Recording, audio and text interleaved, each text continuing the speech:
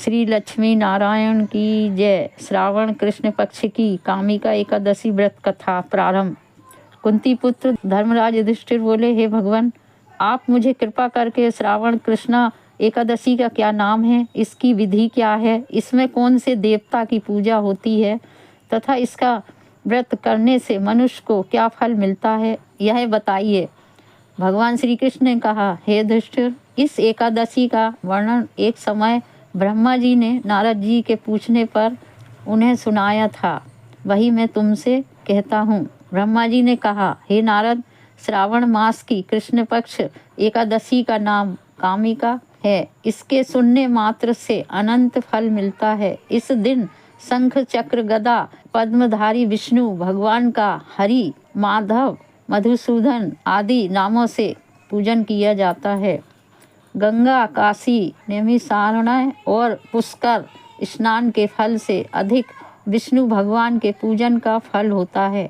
जो पुण्य फल सूर्य व चंद्र ग्रहण पर, कुरुक्षेत्र और काशी में स्नान करने से, भूमि दान करने से, सिंह राशि के बृहस्पति में, गोदावरी और गंडकी नदी में स्नान करने से प्राप्त होता है, वही फल विष्णु भगवान के पूजन से मिलता है।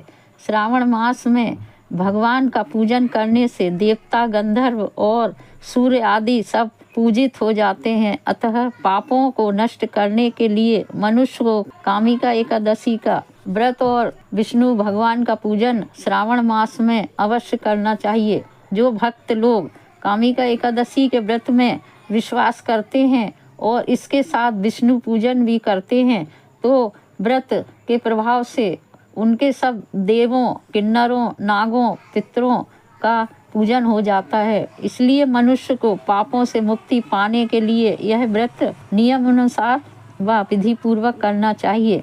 भगवान ने स्वयं बतलाया है, अध्यात्म विद्या से जो पुण्य मनुष्यों को प्राप्त होता है, उससे अधिक पुण्य तो कामिका एकादशी के व्रत से मिल जाता है। यह व्रत मनुष्यों को मरते समय नरक में जाने से बचाता है।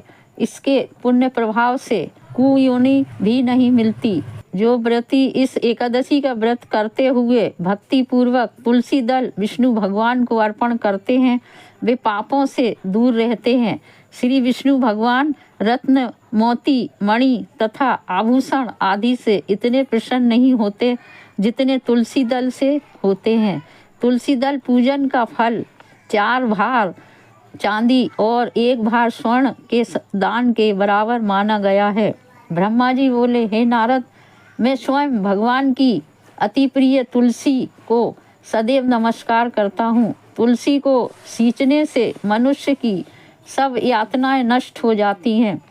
तुलसी के दर्शन मात्र से ही मानव के सब दुखों का विनाश हो जाता है और शरीर से तुलसी के स्पर्श करने से ही मनुष्य शुद्ध हो जाता है। तुलसी जल के स्नान से प्राणी की समस्त बाधाएं और यातनाएं समाप्त हो जाती हैं। जो श्रद्धा पूर्वक भगवान के चरणों में तुलसी अर्पण करता है, वह भव सागर से मुक्त हो जाता है। कामिका एकादशी को रात्रि जागरण व दीप करने वाले की प्राप्त पुण्य का वर्णन करने में स्वयं चित्रगुप्त भी असमर्थ हैं। एकादशी व्रत के दिन प्रभु के समक्ष दीप जलाने वालों के पितर उस दिन स्वर्ग जाते हैं, तो उन्हें स्वर्ग जाने पर हजारों दीपकों की रोशनी प्राप्त होती है। ब्रह्मा जी कहते हैं, हे नारद, ब्रह्म हत्या तथा भ्रूण हत्या आदि पापों से नष्ट करने वाली इस कामिका एकादशी का व्रत मनुष्य को यत्न के साथ करना चाहिए।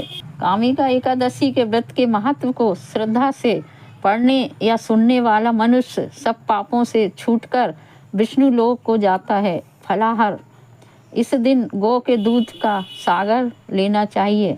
दूध व दूध के बने हुए पदार्थ, मिठाई तथा आलू आदि ले सकते हैं।